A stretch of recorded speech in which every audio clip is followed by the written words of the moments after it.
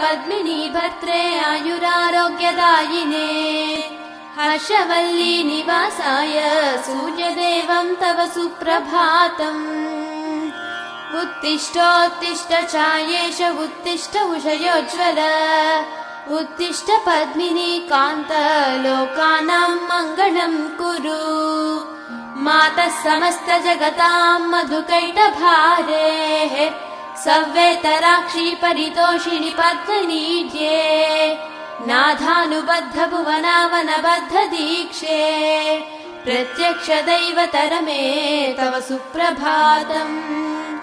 छाये किलाश्रित वरप्रद कल्पकल्पे